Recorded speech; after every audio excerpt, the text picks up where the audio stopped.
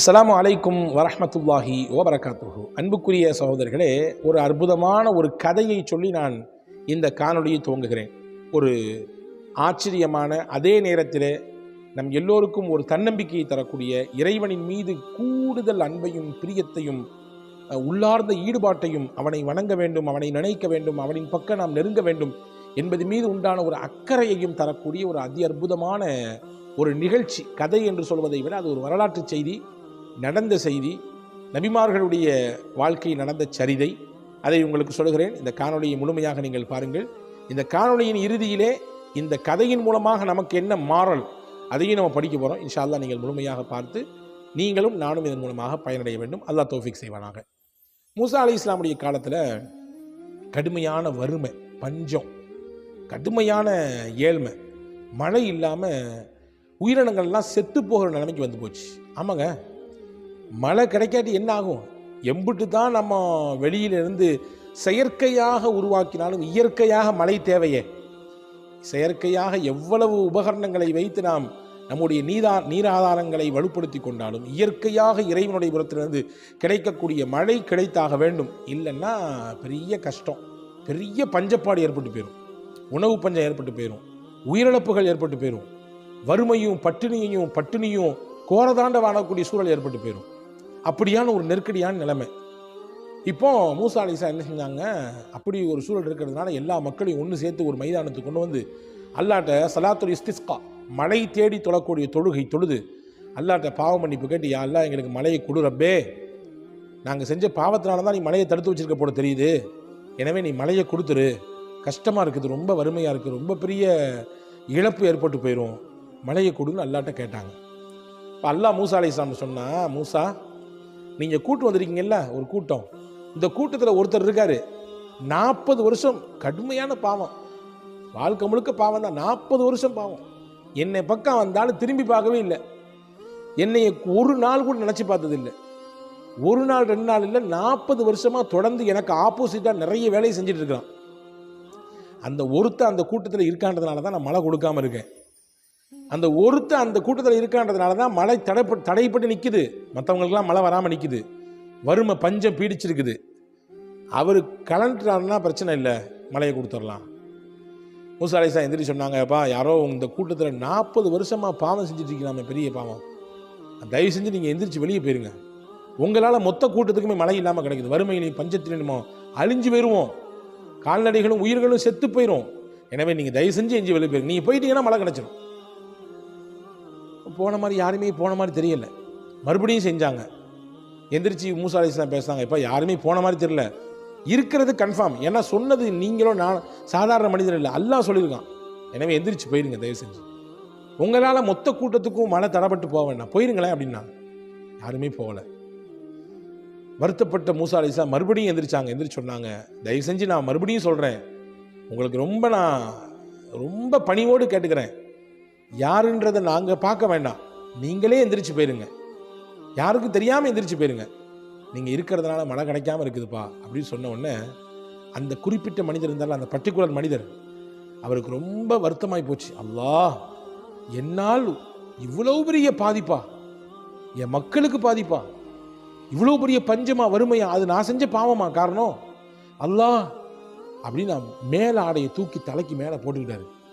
போட்டுவிட்டு அப்படியே கண்ணீர் விட்டு அழுதாரு, இறைவா என்னை மன்னிச்சிரு, 40 வருஷம் உண்மைதான், நிறைய பாவம் செஞ்சுட்டேன், என்னை மன்னிச்சிரு ரப்பே, நீ என்னை பிடிச்சிடாத, தயவு செஞ்சு என்னை மன்னிச்சிரு, நீ கொடுக்க வேண்டிய அருளை கொடுத்துரு, நான் மொத்த பாவத்திலிருந்து நீங்கிட்டேன், இனிமேல் பாவத்தின் பக்கம் நினைத்து கூட பார்க்க மாட்டேன், எம்பிட்டு பாவங்கள் செஞ்சேன், எல்லா பாவத்துக்கும் நான் இன்னைக்கே தௌபா செஞ்சிடறேன், எனவே நீ கொடுக்குற மலையை ரப்பே கொடுத்துடுற அல்லாஹ் அப்படின்னு சொல்லி அல்லாஹ்ட்ட அழுது உருக்கமாக துவா செய்தார். கொஞ்ச நேரத்தில் மழை பெஞ்சிருச்சுங்க. என்ன ஆச்சரியம், மூசா அலைஹிஸ்ஸலாமுக்கு கடுமையான மழை, எல்லாத்துக்கும் சந்தோஷம், ஊர் முழுக்க எல்லாரும் அவங்கவுங்க வேலையை பார்த்துட்டு போன பின்னாடி மூசா அலைஹிஸ்ஸலாமுக்கு அல்லாஹ்ட்ட கேட்டாங்க, யா அல்லாஹ், யாரோ ஒருத்தர் இருக்காரு, 40 வருஷம் பாவம் செஞ்சுருக்காரு, அவரால் தான் வந்து மழை கொடுக்காம நான் தடுத்து வச்சிருக்கேன்னு சொன்னீங்க, நான் கூட சொன்னேன் யாரால் தான் எஞ்சி போயிருக்கப்பான்னு, யாருமே போகலை, ஆனால் நீ எப்படி மழையை கொடுத்த? நானும் 1 இல்லை 2 இல்லை 3 தடவை சொல்லி பார்த்தேன், யாருமே போகலை, ஆனால் நீ மழை எப்படி கொடுத்த? அந்த ஆள் இருக்கச்ச அப்படின்னு கேட்டாங்க. அல்லாஹ் சொன்னா, எந்த மனிதரால் நான் மழையை கொடுக்காமல் தடுத்து வைத்திருந்தேனோ அதே மனிதர் தான் மழை வருவதற்கும் காரணமாகி போனார். அப்படின்னா என்னன்னு புரியுதா? அந்த மனிதர் தௌபா செஞ்சிட்டார், இஸ்திக்பார் செஞ்சார், அல்லாஹ் என்னிடத்திலே பாவ மன்னிப்பு கேட்டு விட்டார், நான் அவனுடைய பாவத்தை மன்னிச்சிட்டேன், எப்போ மன்னிச்சிட்டேனோ மழையை கொடுத்துட்டேன், அதனால தானே தடையாக நின்றுச்சு, மழையை கொடுத்துட்டேன். மூசா அலைஹிஸ்ஸலாமுக்கு ஆச்சரியம், அல்லாஹு அக்பர், மழை தடுக்கப்படுவதற்கும் ஒரு மனிதர் காரணம், அதே மனிதர் தான் மழை கொடுக்கப்படுவதற்கும் காரணம். யா அல்லாஹ், அவரை பார்க்கணுன்னு ஆசையாக இருக்க, நீ காட்டி கொடுங்க கேட்டாங்க.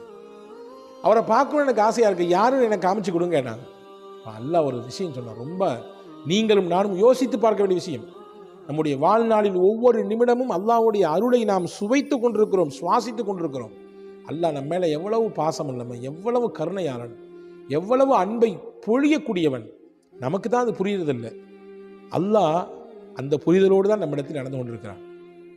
மூசா அலைஹிஸ்ஸலாம் சொன்னாங்க, மூசா அலைஹிஸ்ஸலாம் அல்லாஹ் சொன்னா, ஏப்பா மூசா நபியே, 40 வருஷம் எனக்கு பாவம் செஞ்சு கொண்டிருக்கும் பொழுதே என்னுடைய இறை தூதராக இருக்கக்கூடிய உங்களை கூப்பிட்டு இன்னார பார்த்துக்குங்க, இவர் இம்புட்டு பாவம் செய்கிறாருன்னு நான் சொல்லி காமிச்சு கொடுக்கவே இல்லை.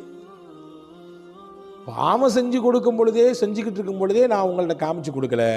இப்போ தௌபா செஞ்சு பாவ மன்னிப்பு கேட்டு என்னுடைய நல்லடியார்கள் கூட்டத்தை அவர் சேர்ந்துட்டாரு, இப்போ எப்படி நான் காமிச்சு கொடுப்பேன் அப்படின்னு கேட்டாங்க.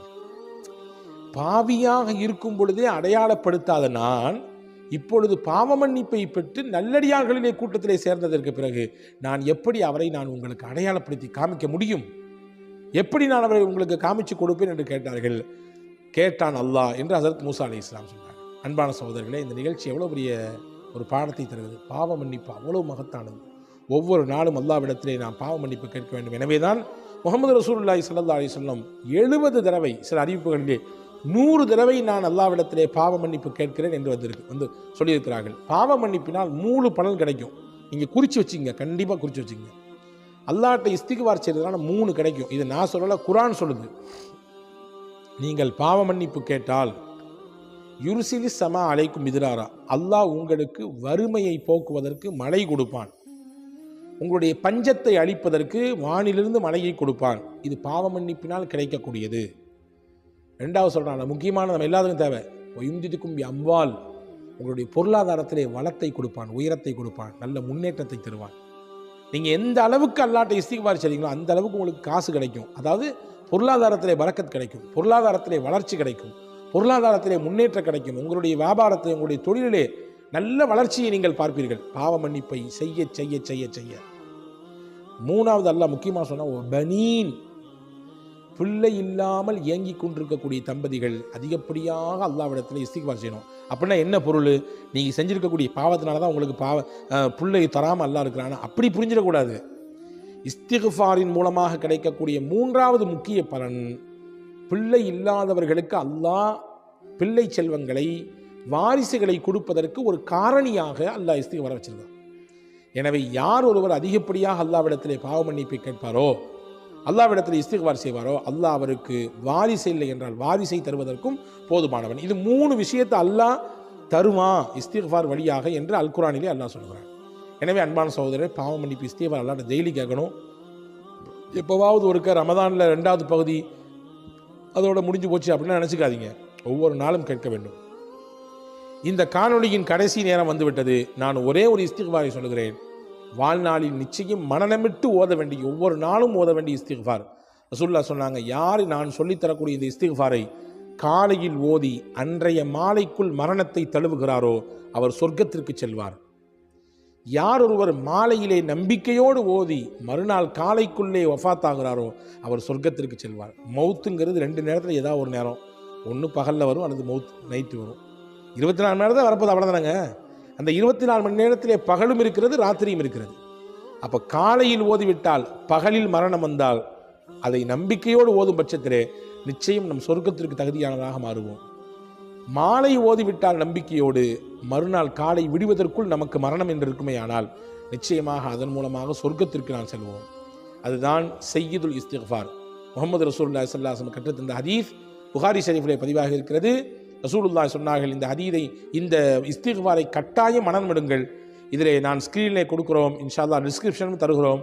கட்டாயம் மனனமிட்டு ஓதுங்கள். இஸ்திக்பார்லேயே சிறந்த இஸ்திக்பார், ரசூலுல்லாஹ்வால் ஸ்லாகித்து சொல்லப்பட்ட இஸ்திக்பார், அல்லாஹும்ம அன்த ரப்பி லா இலாஹ இல்லா அன்த ஹலக்தனி وأنا عبدك وأنا على عهدك ووعدك ما استطعت اللهم إني أعوذ بك من شر ما صنعت أبوء لك بنعمتك علي وأبوء لك بذنبي فاغفر لي فإنه لا يغفر الذنوب إلا أنت. ஹஜ்ரத் கொஞ்சம் மூச்சு விட்டுங்க அப்படின்றீங்களா? இவ்வளவு பெருசாக இருந்தால் எப்படி அப்படின்னு கேட்குற மாதிரி தெரியுது. பெரிய பலனை கொடுக்கல்லவா? இதை ஓதுவதன் வழியாக, நம்பிக்கையோடு இதை ஓதுவதன் வழியாக சொர்க்கமே கிடைக்கிறது அல்லவா? அந்த சொர்க்கத்தை பார்க்கும்போது இது சின்னது, ரொம்ப குட்டி. இது பெருசுலாம் கிடையாதுங்க. சொர்க்கத்தை கவனித்து சொர்க்கத்தோட கம்பேர் பண்ணும்போது இது ரொம்ப ரொம்ப கடுகை விட சின்னது இல்லையா? எனவே அன்பான சகோதரர்களே, இதை மனநமிடுங்கள், மனநமிட்டு ஓதி வாருங்கள். மிகச்சிறந்த பொருளையும் மிகச்சிறந்த பாக்கியங்களையும் மிகச்சிறந்த பலன்களையும் உள்ளடக்கக்கூடிய இந்த இஸ்திக்ஃபார் நிச்சயம் ஒவ்வொரு நாளும் 2 தடவையாவது ஓத வேண்டும். காலை ஒரு தடவை, மாலை ஒரு தடவை நிச்சயம் ஓதுங்கள். அதற்கு மேலே அதிகமாக ஓதினாலும் ஒன்றும் தப்பு கிடையாது. வல்ல அல்லாஹ் இஸ்திக்ஃபார் வழியாக கிடைக்கக்கூடிய 3 மிகச்சிறந்த பலன்களையும் அல்லாஹ் தந்து அவனுடைய மன்னிப்பையும் அவனுடைய கருணையும் குறிப்பாக அவனுடைய திரு பொருத்தத்தையும் உங்களுக்கும் எனக்கும் எல்லா மக்களுக்கும் அல்லாஹ் தந்தல் புரிவானா.